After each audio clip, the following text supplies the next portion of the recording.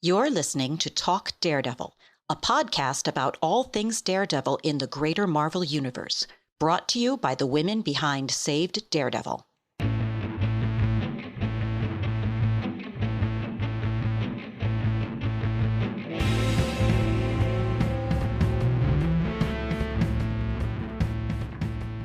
Hey everyone, thanks for tuning in to a very special episode of Talk Daredevil. I'm Phyllis, and I'm joined by my teammate Rhiannon, and we're going to have a little chat today about the big news that came out. Today's Wednesday, October 11th. The news that came out about Marvel Studios hitting reset on Daredevil Born Again, specifically because it is planning to overhaul how it has been doing TV. I'm going to throw this to you, Rhiannon, because it's been a very busy day in real life, and I feel like I haven't had a lot of time to do much more than read the original Hollywood Reporter article. So I'd love to have you maybe kind of lead off with like your thoughts, and let's just have a little conversation about it. Yeah, so it's been an interesting day. This article that came out, the first point is they're saying that Matt Corman and Chris Ord have been let go by Marvel. It says in late September, and it says that, basically Feige has been evaluating the television side and that he evaluated what they've filmed of Daredevil Born. I keep calling it Daredevil Reborn. Daredevil Born Again. That, he didn't like what he saw and he wants it to be something that, is better and more like the original series. The article goes on to say that Marvel plans to keep some scenes and episodes through other serialized elements will be injected, with Corman and Ord becoming executive producers on the 2-season series. So the speculation, there is a ton of, just out there on the interwebs. There is so much speculation.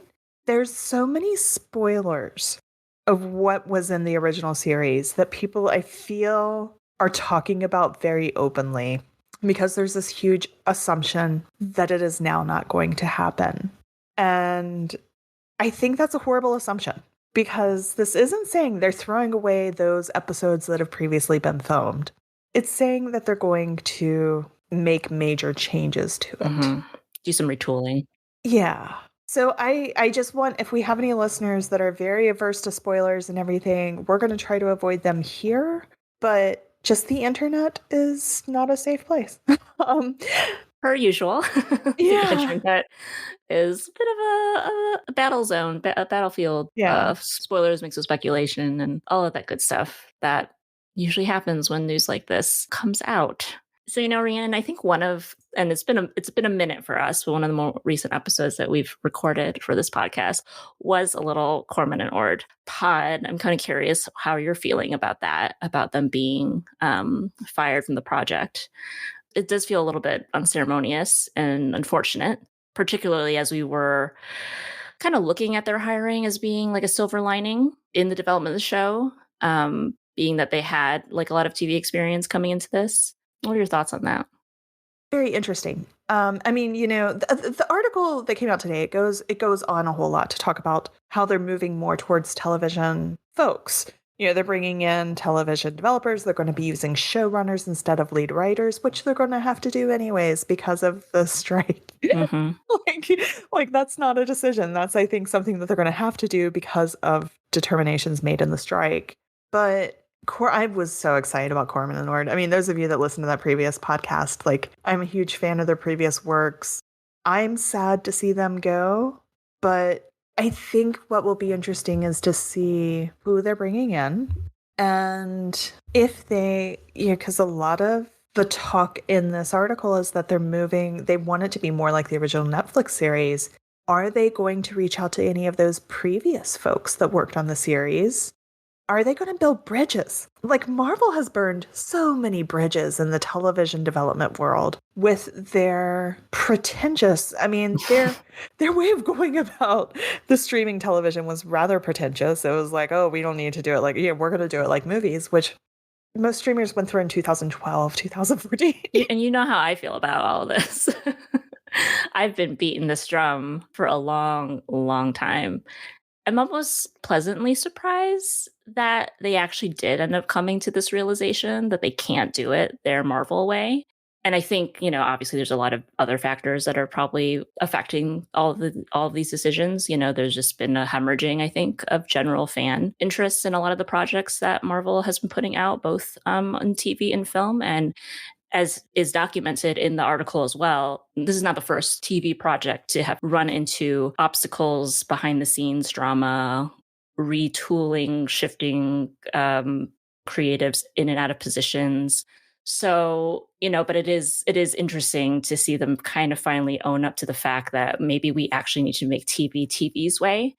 To kind of go back to the Corman and Ord thing, it is disappointing because obviously we were banking a lot on them being TV people coming into this. But if they're coming into a system that was not made for TV people and they were being briefed on creating a show that was a different type of show, whatever it is that they made, I'm sure in a vacuum, it was probably great. But for the bottom line and for what fans are probably wanting out of what is a combination of a reimagining and continuation of the Daredevil we know and love. I guess I'm just glad that someone saw it and convinced Marvel Studios to do something about it.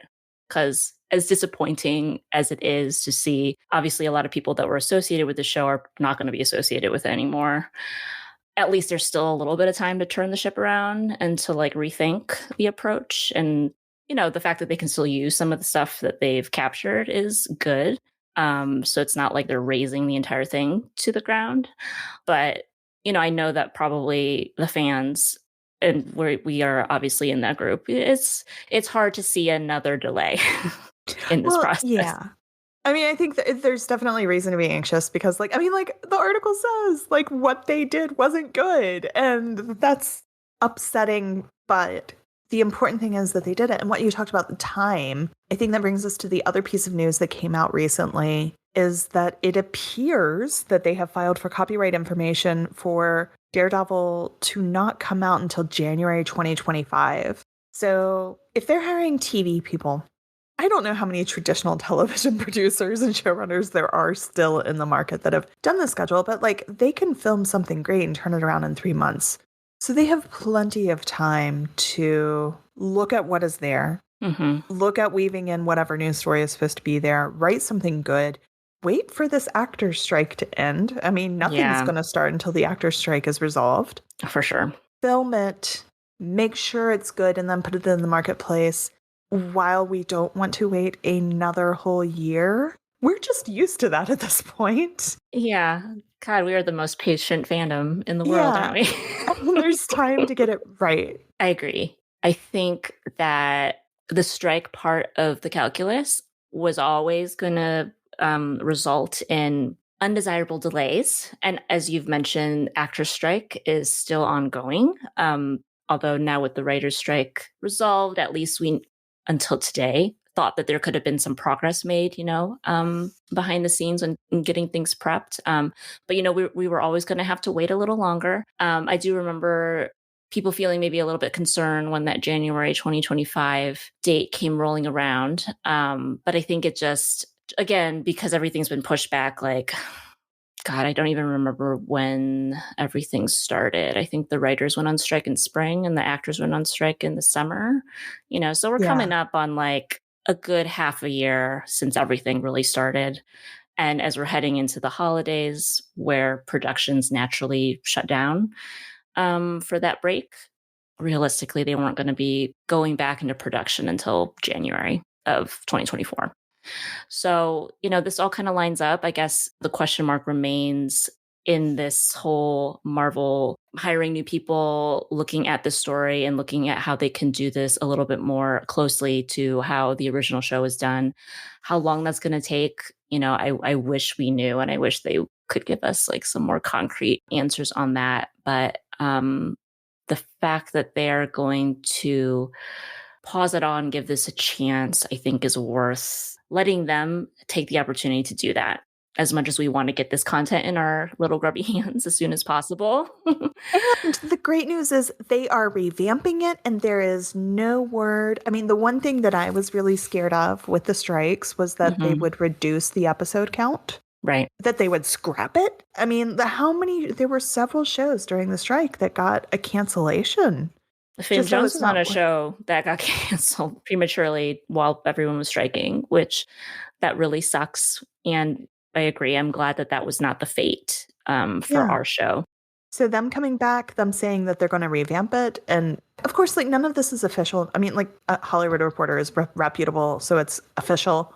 But, you know, none of this is that they're reducing the episode count. The only change here is that they're saying 2 seasons. The rumors that we're seeing on the internet are that those are going to be 2 9-episode seasons instead of 1 18-episode season. Yeah. Which I think we speculated about how they might break it up too. Yeah. And there's a lot of, talk about maybe they'll go back, maybe some of the negative rumors that have been going around that folks have been unhappy with. There is no news of having Foggy and Karen back, that maybe as they make these changes, those are things that can be changed. So as usual, we live in a state of uncertainty and flux, which I guess is our comfort zone by this point. But as someone who has been publicly and vocally a little bit more critical of the Marvel Studios television experiment, I welcome this news generally. I generally welcome this news, and I generally welcome the opportunity to, as you said, see some bridges rebuilt between Marvel Studios and the folks that create really damn good TV in the industry. And I would love to see Daredevil be the first benefactor of good and positive changes in how Marvel Studios approaches these types of projects. 100%. So that's my that's where I'm standing on this right now. And I think it's a perfectly safe place to be living for the time being until we hear something else actually worth changing my mind about. And, and we just know, this project is so important to Charlie and Vincent and everyone who's had the opportunity to return to the fold in some way. So for their sake too, I'm sure, we can only speculate when they knew about all of these things. Well, Vincent has tweeted about it. So, obviously he can't explicitly tweet about it because of the strike. But, his statement is every cool project I've been involved with has evolved constantly during pre-production, production, and post. It's just reported on these days as if it's big news. It's not. It's simple. A bunch of creatives doing their best to get it right. It's a constant in this business. I wouldn't have it any other way. Frankly, I'd be worried if we were settling for less. It's a great tweet. Vincent is really, eloquent. Mm-hmm.